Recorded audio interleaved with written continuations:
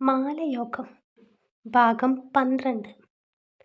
കൂട്ടുകാരികൾക്കൊപ്പം നടക്കുമ്പോഴും അരുതാത്തതെന്തോ സംഭവിക്കാൻ പോകുന്നുവെന്ന് അവളുടെ ഉള്ളം അലതല്ലിപ്പറഞ്ഞു. ദേഹമാകെ വിറക്കാൻ തുടങ്ങിയതും കാലുകൾ കൂച്ചുവിലങ്ങിട്ടതുപോലെ ആ നിൽപ്പങ്ങനെ നിന്നു. മുന്നോട്ടു പോകാൻ മനസ്സ് ആവർത്തിക്കുന്നുണ്ടെങ്കിലും ഉണ്ണിമായയ്ക്ക് കാലുകൾ അനങ്ങിയില്ല. ടോക്കൺ കയ്യിൽ പിടിച്ചു രോഗികൾക്കിടയിൽ അക്ഷമയോടെ മൂവരും ഇരുന്നു. അവരുടെ ഊഴമെത്തിയപ്പോൾ നഴ്സ് വന്നു ഉണ്ണിമായ എന്ന് പേര് വിളിച്ചു. അതോടെ അവരെഴുന്നേറ്റ് ഡോക്ടറുടെ മുറിയിൽ കയറി. ഇന്നലെ രാത്രി എന്താണ് കഴിച്ചത്? ഹോസ്റ്റലിലെ മറ്റാർക്കെങ്കിലും ഇത്തരത്തിലുള്ള പ്രശ്നങ്ങളുണ്ടോ? ഉണ്ണിമായ്ക്ക് മുമ്പ് എപ്പോഴെങ്കിലും ഇതേപോലെ ഉണ്ടായിട്ടുണ്ടോ? ഡോക്ടർ തിരിച്ചും മറിച്ചും ഓരോ ചോദ്യങ്ങൾ ഉന്നയിച്ചു കൊണ്ടിരുന്നു. നിമിഷയാണ് അവർക്കുള്ള ഉത്തരം നൽകിക്കൊണ്ടിരിക്കുന്നത്.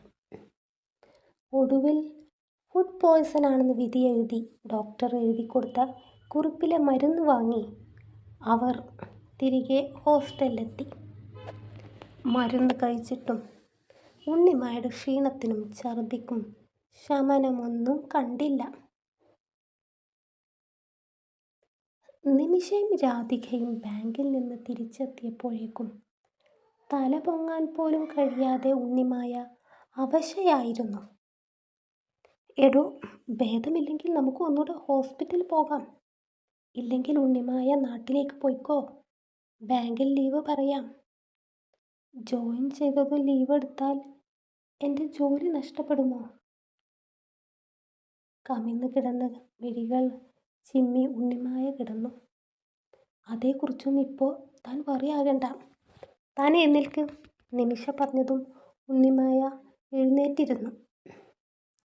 രാധിക ഉണ്ണിമായയെ സംശയദൃഷ്ടിയോടെ സൂക്ഷിച്ചു നോക്കി നിൽക്കുകയാണ്. അവളുടെ ആ നോട്ടത്തിൽ താൻ ഇല്ലാതാകുമോ എന്ന് ഉണ്ണിമായ ഭയന്നു. ഉണ്ണിമായ ഗർഭിണിയാണോ? രാധികയുടെ ആ ഒറ്റ ചോദ്യം കേൾക്കെ ഉണ്ണിമായ നടുങ്ങിപ്പോയി. അത്രമേൽ ഗൗരവത്തിലായിരുന്നു രാധിക. അവളുടെ ആ നോട്ടത്തെ ഗൗനിക്കാൻ ഉണ്ണിമായയുടെ മിഴികൾക്ക് കെൽപ്പില്ലായിരുന്നു. മിഴികൾ താണു താണു പോയി. രാധികയുടെ ഉള്ളിൽ ഉടലെടുത്ത അതേ ശങ്ക ഉണ്ണിമായുടെ ഉള്ളിലും ഉണ്ടായിരുന്നു. ശങ്ക എന്ന് പറഞ്ഞൊതുക്കാൻ കഴിയില്ല, തീർച്ച എന്ന് തന്നെ പറയേണ്ടിയിരിക്കുന്നു. തൻ്റെ ശരീരം വിഷ്ണുവിന് അടിയറവ് വെച്ച ആ രാത്രി കൊണ്ട് ഇന്ന് തൻ്റെ ഉള്ളിലൊരു ജീവൻ തുടിക്കാൻ കാരണമായിട്ടുണ്ടാകുമോ? രാധിക എന്ത് വിഡ്ഢിത്തമാണ് ചോദിക്കുന്നേ? അവൾ മാരീഡല്ല. നിമിഷ അവളെ തിരുത്തി. ഗർഭിണിയാണോ എന്നാ ഞാൻ ചോദിച്ചത്, ആണെന്ന് ഞാൻ പറഞ്ഞില്ല. ഉണ്ണിമായ ഇരുവരെയും മാറി മാറി നോക്കി. പറയൂ ഉണ്ണിമായ, താൻ ഗർഭിണിയാണോ? താൻ അറിയാതെ എന്തെങ്കിലും ജീവിതത്തിൽ സംഭവിച്ചിട്ടുണ്ടോ? രാധികയുടെ സ്വരത്തിൽ മയം വന്നിരുന്നു. ഉണ്ണിമായയുടെ മുഖത്തെ നിസ്സഹായത അവളുടെ ഉള്ളം പൊള്ളിച്ചു. എന്തായാലും താൻ ഞങ്ങളോട് പറ, ഞങ്ങളുണ്ട് നിന്റെ കൂടെ. വളരെ സൗമ്യതയോടെ രാധിക അവളുടെ ചുമലിൽ കൈവച്ചു മുഖം വിരലുകളാൽ എടുത്തുയർത്തി. മുൻപിൽ സംഭവിക്കുന്നതിൻ്റെ ധ്വനി അറിയാതെ നിമിഷം മിഴിച്ചു നിന്നു. ഉണ്ണിമായ, താൻ പറ. അറിയില്ല, എനിക്കൊന്നും അറിയില്ല, ഞാൻ ചത്തുപോകും. രാധിക വീണ്ടും ചോദിച്ചതും ഉണ്ണിമായ അവളുടെ കരങ്ങൾ കവർന്നു ഉറക്കെ പൊട്ടി കരഞ്ഞു. നിമിഷ, ആ വാതിലടച്ചേ. സ്തംഭിച്ചു നിൽക്കുന്ന നിമിഷയോടായി രാധിക പറഞ്ഞെങ്കിലും അനങ്ങാൻ കഴിയാതെ നിമിഷ ആ നിൽപ്പ് നിന്നു. എടോ, വാതിൽ കുറ്റിയിട്, ആരെങ്കിലും ഇങ്ങോട്ട് തള്ളിക്കയറണ്ട. ഉണ്ണിമായുടെ ഒരു കയ്യിൽ പിടുത്തമിട്ടുകൊണ്ട് രാധിക വാതിലിന് നേരെ ചൂണ്ടി വീണ്ടും പറഞ്ഞു. അവൾ പറഞ്ഞത് വ്യക്തമായതും നിമിഷ ഓടിപ്പോയി അവരുടെ മുറിയുടെ വാതിൽ കുറ്റിയിട്ടു അതേ വേഗതയിൽ തിരികെ വന്നു. കുറ്റവാളിയെപ്പോലെ നിമിഷയും രാധികയും അവളെ തന്നെ നോക്കി നിൽപ്പാണ്. ഉണ്ണിമായിൽ നിന്നൊരു മറുപടി കിട്ടുമെന്ന പ്രതീക്ഷയിൽ. ഒടുവിൽ വിഷ്ണുവുമായുള്ള സ്നേഹം ആരംഭിച്ചത് മുതൽ എറണാകുളത്ത് വിഷ്ണു അവളെ ജോലിക്ക് കൊണ്ടുവിട്ടത് വരെയുള്ള കാര്യങ്ങൾ മുഴുവൻ തിരശീലയിൽ കാണുന്ന പോൽ വ്യക്തമായി അവൾ പറഞ്ഞു തീർത്തു. പറഞ്ഞു തീർന്നതും കിതപ്പോടെ ഭിത്തിയിലേക്ക് തല ചായ്ച്ചു. നിമിഷ വെള്ളജഗ് എടുത്ത് വന്നതും അവൾ ആർത്തിയോടെ അത് വാങ്ങി വിറക്കുന്ന കരങ്ങളോടെ വായിൽ ഒഴിച്ചു കുടിച്ചു. ജഗ്ഗിലെ മുഴുവൻ വെള്ളവും കുടിച്ചു തീർത്തപ്പോഴേക്കും അവളുടെ കഴുത്തും ചുരിദാറിൻ്റെ മുൻവശം എല്ലാം നനഞ്ഞു കുതിർന്നിരുന്നു. പലയിടത്തു നിന്നും മൂർച്ച കൂട്ടാൻ കൊണ്ടുവന്ന ആയുധങ്ങൾ, പുതുതായി പണിയാൻ പറഞ്ഞേൽപ്പിച്ച ആയുധങ്ങൾ അതത് ആളുകളെ ഏൽപ്പിച്ചു പണവും വാങ്ങി കവിത വീട്ടിലെത്തി. ശരീരം നല്ലോണം വിയർത്തൊലിച്ചിരുന്നു. കുളത്തിലേക്ക് പോവാനൊന്നും നേരമില്ല. സമയം സന്ധ്യയായിരിക്കുന്നു.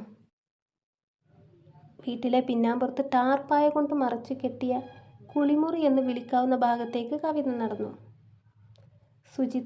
സുനിതക്കും മറ്റു വീട്ടാവശ്യങ്ങൾക്കും കുന്നിമണിക്കുളത്തിൽ നിന്നും 2-3 കുടം വെള്ളം ദിനവും കരുതും. ദേഹത്തൊന്ന് വെള്ളമൊഴിക്കാൻ തീരുമാനിച്ച് അവൾ പിന്നാമ്പുറത്തെത്തി. വല്ലാത്തൊരു ഉഷ്ണം അവളെ മൂടിയിരുന്നു. അയയിൽ ഉണങ്ങിക്കിടന്ന പാവാടയും ജാക്കറ്റും എടുത്ത് അവൾ കുളിമുറിയിലേക്ക് കയറി.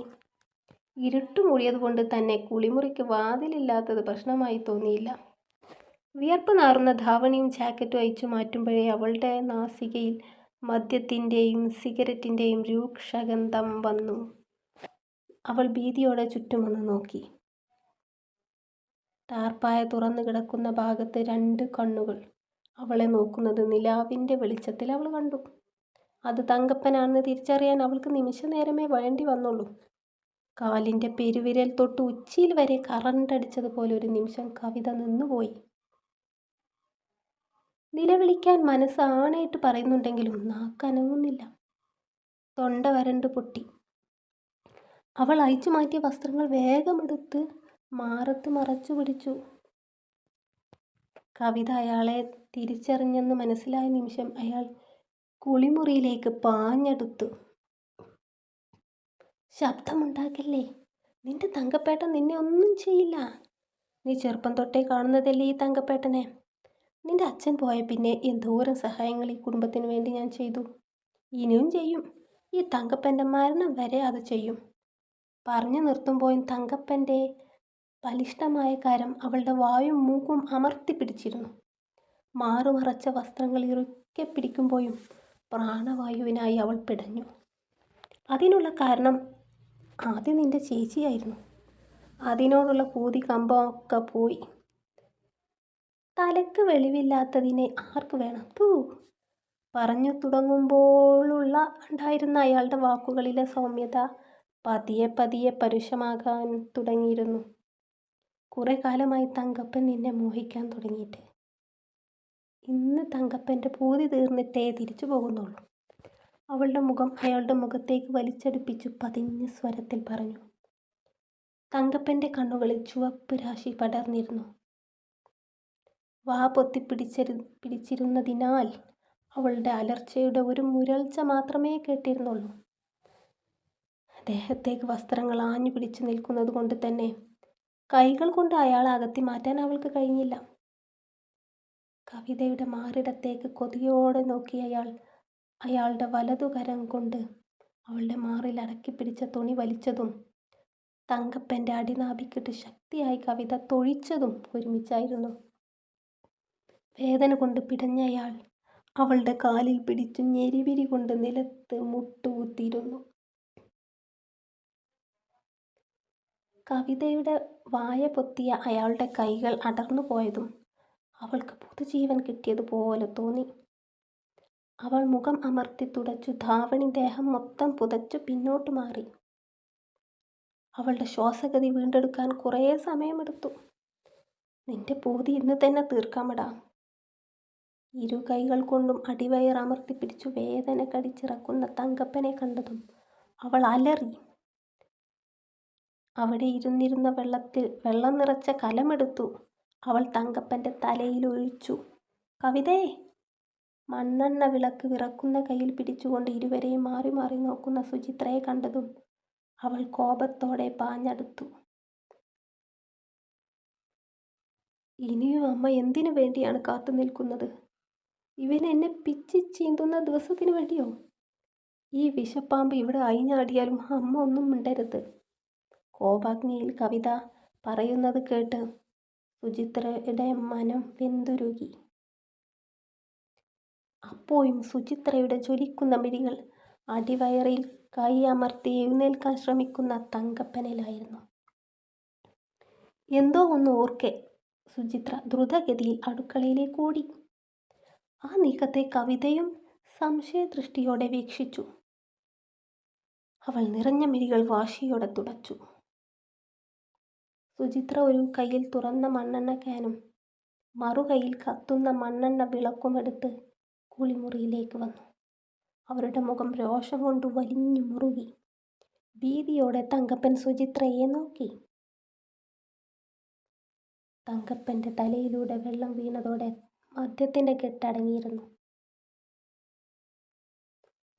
സുചിത്രയുടെ പുറപ്പാട് എന്താണെന്നറിയാതെ കവിത ഒരു നിമിഷം സ്തംഭിച്ചു നിന്നു. സുചിത്ര വാശിയോടെ ക്യാനിലെ മണ്ണെണ്ണ തങ്കപ്പൻ്റെ നേർക്കൊഴിച്ചു. തൂവി വരുന്ന മണ്ണെണ്ണ മുഖത്താവാതിരിക്കാൻ അയാൾ മുഖം പൊത്തി.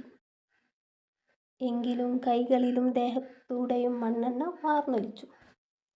സുചിത്ര എന്തിനും തയ്യാറായി കത്തുന്ന വിളക്കുമായി തങ്കപ്പൻ്റെ നേർക്ക് ചീറിപ്പാഞ്ഞെടുത്തു. അമ്മേ! ഉള്ളിലൊരു ഭയത്തോടെ കവിത അറിയാതെ വിളിച്ചുപോയി. പേടിച്ചരണ്ട തങ്കപ്പൻ തിരിഞ്ഞോടിയതും ടാർപ്പായ കെട്ടിയ കയറിൽ തടഞ്ഞു മൂക്കും കൊത്തി വീണ്. വീണിടത്ത് കിടന്നു തങ്കപ്പൻ വേഗം തിരിഞ്ഞു കിടന്നു നോക്കിയത് സുചിത്രയായിരുന്നു. ഒരണുവിട പിഴക്കാതെ നിർഭയമായി സുചിത്ര അയാൾക്കു മുമ്പിൽ ജ്വലിക്കുന്ന വിളക്കും കയ്യിൽ പിടിച്ചു നിന്നു. ഇത് ഞാൻ അങ്ങോട്ട് എറിഞ്ഞാലുണ്ടല്ലോ, പൊള്ളിയെരിയും നീ. ഇനി എൻ്റെ മക്കളെ തൊട്ടാൽ അത് ചെയ്യും ഈ സുചിത്ര. സുചിത്രയുടെ അപരിചിതമായ ഭാവം കണ്ട് തങ്കപ്പനേക്കാൾ നടുങ്ങിയത് കവിതയായിരുന്നു.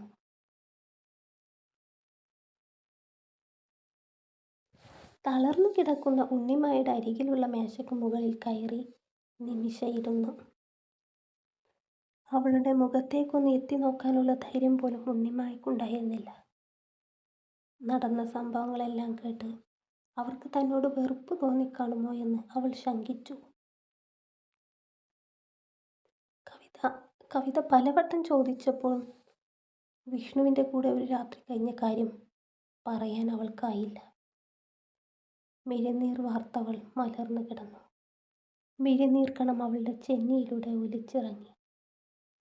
ഒരു ദയാദാക്ഷിണ്യവും താൻ അർഹിക്കുന്നില്ലെന്ന് അവളുടെ മനസ്സ് ഉരുവിട്ടുകൊണ്ടിരുന്നു. ഉണ്ണിമായുടെ മൂക്ക് വലിച്ച് മുഖമൊന്ന് ആഞ്ഞു തുഴച്ചു. നിമിഷയുടെ ശ്രദ്ധ അപ്പോഴും അവളിൽ തന്നെയായിരുന്നു. പിന്നീട് വിഷ്ണുവിനെ ഉണ്ണിമായ കണ്ടിട്ടില്ലേ? അന്ന് നാട്ടിൽ പോയപ്പോഴും പിറകിൽ നിന്ന് നിമിഷയുടെ ചോദ്യം അവൾ കേട്ടു. ഇല്ല, ബോംബെയിലാണെന്നാണ് അറിഞ്ഞത്. ഒരു ജോലിക്ക് വേണ്ടി ബോംബെയിൽ പോകുന്ന കാര്യം അന്ന് എന്നോട് പറഞ്ഞതുമാണ്. നാട്ടിൽ അവനൊരു കൂട്ടുകാരനുണ്ട്, ജോസൂട്ടി. അവൻ്റെ കയ്യിൽ ഞാൻ നിമിഷയുടെ സെൽഫോൺ നമ്പർ കൊടുത്തിരുന്നു. ജോസൂട്ടിയുടെ വീട്ടിലെ ലാൻഡ് ഫോണിലേക്ക് വിഷ്ണു വിളിക്കുമ്പോൾ കൊടുക്കണമെന്നും പറഞ്ഞ്. പറയുമ്പോഴൊക്കെ ഉണ്ണിമായുടെ ശബ്ദം ഗദ്ഗതം വന്ന് മൂടിയിരുന്നു. എന്നിട്ട് വിഷ്ണു വിളിച്ചില്ലല്ലോ? നിമിഷ ഓർത്തെടുത്തു തിരക്കി. ഇല്ല എന്ന് ഉണ്ണിമായ തലയാട്ടി. ഹോസ്റ്റൽ മുറിയുടെ വാതിലിൽ തട്ടുന്ന ശബ്ദം കേട്ടതും നിമിഷ മേശയ്ക്ക് മുകളിൽ നിന്നും ചാടിയിറങ്ങി. തുറന്നു നോക്കുമ്പോൾ വാർഡനായിരുന്നു. അവരൊരു കന്യാസ്ത്രീയാണ്. തിരുവസ്ത്രം അണിഞ്ഞു കയ്യിൽ കുരിശുമാലയും പിടിച്ച് അവർ മുറിയൊന്നാകെ വീക്ഷിച്ചുകൊണ്ട് അകത്തേക്ക് കയറി. അവരെ കണ്ടത് ഉണ്ണിമായ എഴുന്നേറ്റിരുന്നു. ഇന്നെന്താ നിലം തൂത്തു തുടച്ചില്ലേ? ഉവ്വ് മാഡം. നിമിഷ വേഗം മറുപടി നൽകി. ആ ഹോസ്റ്റലിൽ മുറികൾ വൃത്തിയാക്കേണ്ടത് ആ മുറികളിലെ താമസക്കാർ തന്നെയാണ്. വരാന്തയും മുൻവശവും അടുക്കളയും വൃത്തിയാക്കാൻ ജോലിക്കാർ വേറെയുണ്ട്. ഉണ്ണിമായ ഇപ്പോൾ ഓക്കെ ആയോ? അവൾ അതേ എന്ന് തലയാട്ടി. മരുന്നുകൾ കൃത്യമായി കഴിച്ച് റെസ്റ്റ് എടുക്കുക. പ്രാർത്ഥന മുടക്കരുത്. ഇതും പറഞ്ഞ് വാർഡൻ പോകാൻ തുനിഞ്ഞു. പെട്ടെന്ന് ആണ് രാധിക മുറിയിലേക്ക് കയറി വന്നത്. പ്രതീക്ഷിക്കാതെ വാർഡനെ മുറിയിൽ കണ്ടതും അവളൊന്ന് കരങ്ങി. രാധിക എവിടെ പോയതായിരുന്നു? രാധികയുടെ കയ്യിലേക്ക് നോക്കി വാർഡൻ തിരക്കി. ഞാൻ കുറച്ച് സാധനങ്ങൾ വാങ്ങാൻ പോയതായിരുന്നു മാഡം, അവൾ ഒട്ടും പതറാതെ പറഞ്ഞു. ഉണ്ണിമായ നിമിഷയും രാധികയുടെ പരുങ്ങൽ കണ്ട് നടുങ്ങിയിരിക്കുകയായിരുന്നു. എല്ലാവരും രാത്രി പ്രാർത്ഥന ഹാളിൽ വരണം എന്നൊരു അറിയിപ്പും കൊടുത്ത് വാർഡൻ മുറി വിട്ടു. വാർഡൻ അവിടെ നിന്ന് നടന്നു നീങ്ങി എന്ന് ഉറപ്പായതും രാധിക വാതിൽ പൂട്ടി. അവളുടെ പ്രവൃത്തി കണ്ട് ഉണ്ണിമായ നിമിഷയും പരസ്പരം നോക്കി. നീ ഇതെന്താ രാധിക പന്തം കണ്ട പെരിച്ചായെ പോലെ? നിമിഷയുടെ ചോദ്യം കേട്ട് രാധിക അവളെ ക്രോധത്തോടെ അടുമുടിയൊന്ന് നോക്കി. എന്നിട്ട് കയ്യിലുള്ള കവറിലെ മറ്റു സാധനങ്ങൾക്കൊപ്പം സൂക്ഷിച്ച ഒരു ചെറിയ പൊതിയെടുത്തു അത് തുറന്നു. ഇതെന്താണെന്ന് മനസ്സിലായോ? നിമിഷയുടെ നോട്ടം അതിലേക്ക് ഉറപ്പിച്ചു. എങ്കിലും അവൾക്ക് ആ വസ്തു എന്താണെന്ന് മനസ്സിലായില്ല. ഇതാണ് പ്രഗ്നൻസി ടെസ്റ്റ് കിറ്റ്. കയ്യിലെ വസ്തു എടുത്തുയർത്തി രാധിക പതിയെ പറഞ്ഞു. തുടരും. പ്രിയമുള്ളവരെ, ഉണ്ണിമായയുടെ ജീവിതം അത് നമുക്കൊക്കെ ഒരു പാഠമാണ്. ഒരിക്കലും നമ്മൾ അത്തരം ചതിക്കുഴികളിൽ വീണു പോവാതിരിക്കട്ടെ. ഈ ഒരു ചതിക്കുഴി കാരണം, ഈ ഒരു ഒറ്റ നിമിഷത്തെ ബോധമില്ലായ്മ കാരണം ഉണ്ണിമായ അനുഭവിക്കാൻ പോകുന്ന കഷ്ടതകളും ദുരിതങ്ങളും ഒട്ടനവധിയാണ്. അത് ഈ കഥയിലുടനീളം നിങ്ങൾക്ക് കേൾക്കാം. അപ്പോൾ അടുത്ത ഭാഗം ഉടനെ ഇടാം. എല്ലാവരും ദയവായി സബ്സ്ക്രൈബ് ചെയ്യണം. സബ്സ്ക്രൈബേഴ്സിൻ്റെ എണ്ണം കൂടുന്നത് നോക്കിയിരിക്കുകയാണ് ഞാൻ. ദയവായി നിങ്ങൾ സബ്സ്ക്രൈബ് ചെയ്യണം, ചാനലിനെ സപ്പോർട്ട് ചെയ്യണം.